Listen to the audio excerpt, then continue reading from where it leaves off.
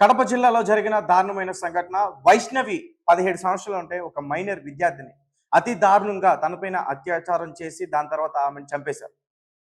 అయితే ఈ కేసులో ఎందుకు పోలీసులు ఇప్పటివరకు కూడా పురోగతిని సాధించలేకపోయారు? అసలు ఏం జరిగింది? ఇప్పుడు లోకేష్ ఎవరైతే తీసుకెళ్లారో తనని బైక్ మీద, అతనే హత్య చేశాడా? హత్య చేయలేదా? హత్య చేసి పోలీసులకి చేయలేదని అబద్ధం చెప్తున్నాడా? అయితే పోలీసులు రీసెంట్గా దీనిపైన పూర్తిగా విచారణ జరిపిన తర్వాత కొన్ని విషయాలను కూడా బయటపెట్టే ప్రయత్నం చేశారు. మరీ ముఖ్యంగా ఎవరైతే తనని బైక్ మీద తీసుకెళ్లాడో ఒక ప్రాంతానికి, లోకేష్ వైష్ణవి యొక్క బాయ్ ఫ్రెండ్, అతను ఈ హత్య చేయలేదంటూ కూడా పోలీసులే మీడియా ముందుకు వచ్చి చెప్పారు. మరైతే ఈ హత్య చేసింది ఎవరు? అయితే వైష్ణవి కుటుంబానికి సంబంధించిన ఒక వ్యక్తి పేరైతే బలంగా వినిపిస్తుంది. అతను ఈ హత్య చేశాడా? అసలు ఆ ప్రాంతంలో వైష్ణవిని వదిలిపెట్టి వెళ్ళిన తర్వాత లోకేష్ ఆ ప్రాంతంలో ఈ వ్యక్తికి అక్కడ ఏం అవసరం ఉంది, అతను ఎందుకు వెళ్ళాడు అనే కోణంలో ఇప్పుడు పోలీసులు దర్యాప్తు చేస్తూ ఉన్నారు. అతను ఎవరు, అతను ఆ రోజు అతను ఎందుకు అక్కడికి వెళ్ళాడు అనే పూర్తి విషయాలని కూడా మనం మాట్లాడే ప్రయత్నం చేద్దాం. అయితే ఈ కేసుకు సంబంధించి మొదటి నుంచి కూడా మనం చూద్దాం. అసలు వైష్ణవి వాళ్ళ ఇంటి దగ్గర నుంచి కాలేజీకి వెళ్లకుండా ఎలా వెళ్ళింది అనే విషయాల గురించి. ముఖ్యంగా వైష్ణవి సోమవారం కాలేజీకి అని చెప్పి బయలుదేరేది ఇంట్లో నుంచి, కాలేజీకి వెళ్ళలే. మార్గ మధ్యలో సుమారు 8:30 అతన్ని లోకేష్ బాయ్ ఫ్రెండ్ వైష్ణవిని రిసీవ్ చేసుకున్నాడు. దాని తర్వాత వాళ్ళిద్దరు కూడా గండికోట అనే ప్రాంతానికి చేరుకున్నారు. ఈ గ్యాప్ లో వైష్ణవి వాళ్ళ పేరెంట్స్ కి కాలేజ్ నుంచి ఒక కాల్ వెళ్ళింది. రిపీట్, ఈ గ్యాప్ లో వైష్ణవి పేరెంట్స్ కి కాలేజ్ నుంచి ఒక కాల్ వెళ్ళింది. కాలేజీకి సంబంధించిన ఒక లెక్చరర్ కాల్ చేసి, ఈరోజు మీ కుమార్తె కాలేజ్కి రాలేదు, తనకి ఏమైనా ఇబ్బంది ఉందా ఏంటి అనే పూర్తి విషయం కనుక్కునేందుకు ప్రయత్నించాడు. ఎవరైతే ఉన్నారో వైష్ణవి పేరెంట్స్ కొండయ్య, బహుశా మీకు కనిపించకపోయి ఉండొచ్చు, ఒకసారి వాళ్ళ ఫ్రెండ్స్ని అడిగాను సార్, ఈ రోజు అయితే కాలేజ్కి వచ్చిందంటూ కూడా వాళ్ళు చెప్పారు. దాని తర్వాత వాళ్ళు కూడా లెక్చరర్ ఎవరైతే కాల్ చేశారో తను కూడా ఎంకరేజ్ చేసే ప్రయత్నం చేస్తారు. దాని తర్వాత మళ్ళీ కాల్ చేసి చెప్పాడు, ఈరోజు మీ కుమార్తె కాలేజ్కి రాలేదు సార్, ఒకసారి మీరు కూడా చూసుకోండి. దాని తర్వాత కంగారు పడిన వైష్ణవి పేరెంట్స్ కొండయ్య అలాగే దస్తగిరమ్మ వీళ్ళిద్దరూ కూడా ఆ కాలేజ్కి వచ్చారు. కాలేజ్కి వచ్చి వాళ్ళ ఫ్రెండ్స్ని అడిగే ప్రయత్నం చేశారు. అలాగే కొన్ని ప్రాంతాల్లో కూడా వెతికే ప్రయత్నం చేశారు. ఎక్కడ కూడా వైష్ణవికి సంబంధించిన డీటెయిల్స్ ఏమీ కనిపించట్లేదు.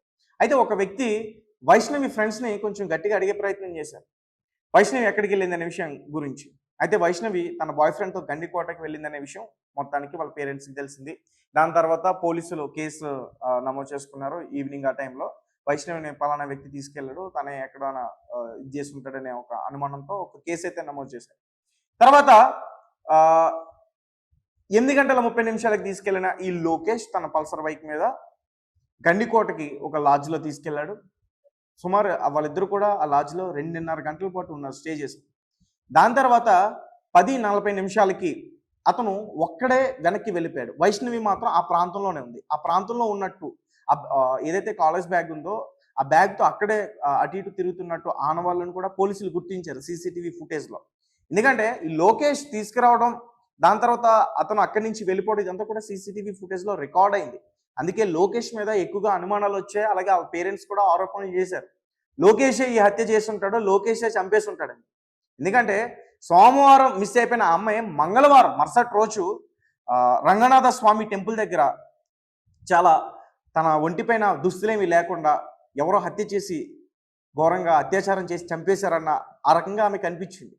దాని తర్వాత పోలీసులు ఆ కేసు నమోదు చేసుకున్నారు. ఎంక్వైరీ చేస్తున్న టైంలో కొన్ని విషయాలను కూడా బయటపడ్డాయి. ముఖ్యంగా ప్రాథమిక దర్యాప్తులో మాత్రం తనపైన ఎటువంటి లైంగిక దాడి జరగలేదు, ఎవరు కూడా తనపైన అత్యాచారం చేయలేదు. వీళ్ళ పేరెంట్స్ అయితే మాత్రం అత్యాచారం చేసి చంపేశారు, రేప్ అటెంప్ట్ చేసి చంపేశారన్న ఆరోపణలు అయితే మాత్రం బలంగా చేస్తూ ఉన్నారు. ఎవరైతే లోకేష్ అనే వ్యక్తి తీసుకెళ్లారో వైష్ణవి యొక్క బాయ్ ఫ్రెండ్, అతను ఇదంతా కూడా చేశారని చెప్పేసి బలమైన ఆరోపణలు కూడా చేశారు. దాని తర్వాత పోలీసులు కూడా ఆ లోకేష్ని అరెస్ట్ చేశారు, అదుపులోకి తీసుకుని అతను కూడా విచారించారు. లోకేష్ కూడా చాలా విషయాలను కూడా చెప్పే ప్రయత్నం చేశారు. అసలు నువ్వు ఆమెను తీసుకొచ్చో, ఆమెతో పాటు ఆమెతో పాటు కొంత నిమిషాలు ఆమెతో గడిపావు, దాని తర్వాత నువ్వు ఎందుకు ఆమెను ఒక్కదాన్ని వదిలేసి వెనక్కి వెళ్ళిపోయినప్పుడు ఇతను కొన్ని విషయాలు పోలీసులకు చెప్పాడు. మేము ఇద్దరం ఇక్కడికి వచ్చిన విషయం, ముఖ్యంగా తన కాలేజ్కి వెళ్లకుండా నాతో పాటు ఇక్కడికి వచ్చిందనే విషయం వాళ్ళ పేరెంట్స్కి తెలిసిపోయింది. సో నేను ఇక్కడ ఉంటే ప్రాబ్లం, తనను తీసుకెళ్ళిన ప్రాబ్లం, నేను ఇక్కడి నుంచి వెళ్ళిపోవాలి, దాని తర్వాత ఇక్కడి నుంచి ఆమె వెళ్తుందనే ఇదితోటే నేను ఒక్కడనే ఆమెని వదిలేసి వెళ్ళిపోయాను, నేను భయపడే ఆమెను ఒక్కదాన్ని అక్కడ వదిలేసి నేను వెళ్ళిపోయాను అంటూ కూడా పోలీసులకి అతను నిజం చెప్పాడు. సో ఈ రకంగా చెప్తున్నప్పుడు పోలీసులు కూడా వారి యొక్క కోణంలో దర్యాప్తు చేస్తున్నప్పుడు ఈ హత్య ఇతనైతే చేయలేదు, మరి ఎవరు చేశారు, అన్న విషయం తేలింది. ఈ హత్యకి ఇతనికి సంబంధం లేదు. కేవలం ఇతని బాయ్ ఫ్రెండ్ మాత్రమే. ఆ రోజు సరదాగా ఇద్దరం కూడా గడుపుదాం అనుకున్నారు. వచ్చారు, గడిపారు. దాని తర్వాత ఏం జరిగిందో ఇతనికి కూడా తెలీదు. దాని తర్వాత పోలీసులకి ఆ సీసీటీవీ ఫుటేజ్ వైష్ణవి అక్కడ ఉన్న ఆనవాళ్ళు గుర్తించినప్పుడు ఇంకా ముందుకి అసలు ఏం జరిగిందనే పూర్తి దర్యాప్తు చేస్తున్నప్పుడు ఆ ప్లేస్‌లోకి వైష్ణవికి సంబంధించిన ఒక కుటుంబ బంధువు అంటూ కూడా చెప్తున్నారు. సొంత అన్న లేకపోతే ఒక కజిన్, ఒక బ్రదరా, దూరపు బంధువా అనేది ఇంకా పూర్తిగా తన గురించి తెలీదు. తన పేరైతే బయటకొచ్చింది. తన పేరు సురేందర్. సో, ఆ వ్యక్తి అక్కడికొచ్చాడు. సో, ఆ వ్యక్తి అక్కడికొచ్చిన తర్వాత పోలీసులు ఆ విషయాన్ని ఇప్పటి వరకు కూడా బయటకి చెప్పట్లేదు. ఒకటి, వైష్ణవి పైన ఎవరైతే లోకేష్ ఉన్నాడో, వైష్ణవి బాయ్ ఫ్రెండ్, తనైతే మాత్రం అత్యాచారం చేయలేదు. హోటల్‌లో కూడా తన పైన లైంగికంగా కలవలేదు. ప్రాథమిక దర్యాప్తులో ఈ విషయాలన్నీ కూడా బయటపడ్డాయి. అలాగే ఈ హత్యకు సంబంధించి హత్య కూడా తను చేయలేదు. ఎందుకంటే ఆ ప్రాంతం నుంచి 10 గంటల 40 నిమిషాలకు అతనికి వెళ్ళిపోయాడు. సుమారుగా అక్కడ హత్య చేయబడింది ప్రాథమిక దర్యాప్తులో చెప్తున్న వివరాల ప్రకారం మధ్యాహ్నం 12 గంటల 10 నిమిషాలకి ఈ హత్య జరిగి ఉండొచ్చు అంటూ కూడా పోలీసులు భావిస్తూ ఉన్నారు. అయితే సురేందర్ వచ్చిన తర్వాత ఆ ఆనవాళ్ళన్నిటిని కూడా పోలీసులు పర్యవేక్షిస్తూ ఉన్నారు. ఖచ్చితంగా ఈ కేసు గురించి బయటికి చాలా విషయాలన్నీ కూడా వచ్చే ఛాన్సెస్ ఉన్నాయి. అలాగే ఈ కేసుకి సంబంధించి మరీ ముఖ్యంగా ఆ కుటుంబ సభ్యులను కూడా విచారిస్తున్నారు. వారిపైన కూడా కొన్ని అనుమానాలు ఉన్నాయి. ఎందుకంటే ఈమె ఇతని బాయ్ ఫ్రెండ్‌తో బయటికెళ్ళిందనే విషయం ఊరిలో ప్రజలు ఎవరికైనా తెలిస్తే, కుటుంబంలో ఎవరికైనా తెలిస్తే మన పరువు పోతుందని ఒక పరువు హత్య. అంటే పేరెంట్స్ ఈ రకంగా తనపైన దాడి చేసి చంపేసి ఈ కేసుని తప్పుదోవ పట్టించేందుకు ప్రయత్నించారు అనే కోణంలో కూడా పోలీసులు దర్యాప్తు చేస్తున్నారు. దానికి సంబంధించి వాళ్ళ కుటుంబ సభ్యులను కూడా కొంతమంది వ్యక్తుల్ని విచారిస్తా ఉన్నారు. అసలు వీళ్ళకి ముందే విషయం తెలుసా, తెలీదా అనే కోణంలో కూడా విచారిస్తా ఉన్నారు. అలాగే ముఖ్యంగా ఈ సురేందర్, ఈ కేసు మొత్తం వాళ్ళ పేరెంట్స్ దగ్గర నుంచి తిరిగింది.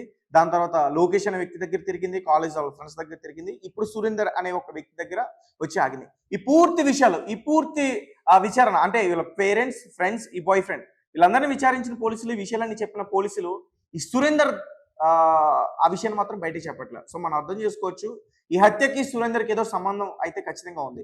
ఎందుకంటే సురేందరే కోపంతో ఆమెను చంపేశాడా, లేదంటే వైష్ణవి పేరెంట్స్ సురేందర్‌తో వీళ్ళ హత్య చేయించారా అనే కోణంలో కూడా పోలీసులు దర్యాప్తు చేస్తున్నారు. ఈ కేసుని పోలీసులు ఖచ్చితంగా పరువు హత్యగానే భావిస్తా ఉన్నారు. ఎందుకంటే తనపైన లైంగిక దాడి జరగకపోవడం, దాని తర్వాత లోకేష్ అనే వ్యక్తి కూడా తనపైన ఎటువంటి అత్యాచారం చేయకుండా, లైంగిక దాడి చేయకుండా భయపడి అక్కడి నుంచి పారిపోవడం. సో, ఇలా కోణాల్లో చూస్తూ ఉంటే ఖచ్చితంగా ఫ్యామిలీకి సంబంధించిన హ్యాండ్, వాళ్ళ హస్తం ఉందనే అనిపిస్తుంది.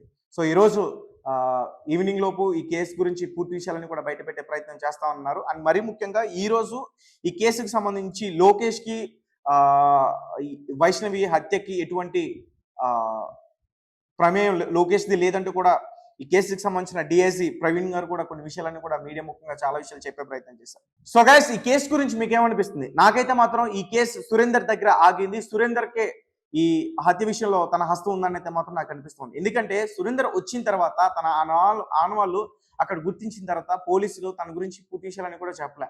ఈరోజు ఈవినింగ్ చెప్పే ప్రయత్నం చేస్తూ ఉంటున్నారు.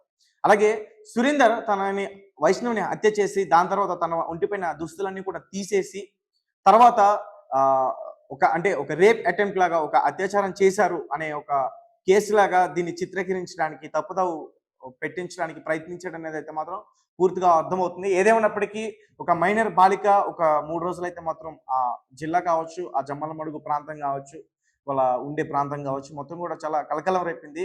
సో, ఈ కేసుకి సంబంధించి వ్యక్తులైతే ఈరోజు ఖచ్చితంగా దొరికే అవకాశం ఉంది. ఆ నిందితుల్ని పోలీసులు ఆల్మోస్ట్ అరెస్ట్ చేసినట్లుగా కూడా చెప్తున్నారు. పూర్తి ఆధారాలను కూడా సేకరించామంటూ కూడా చెప్తున్నారు. చూడాలి సురేందర్‌తో పాటు వాళ్ళ ఫ్యామిలీ మెంబర్స్ ఇంకెవరైనా ఉన్నారా అనే విషయం ఇప్పుడు మనకు తెలియాల్సింది.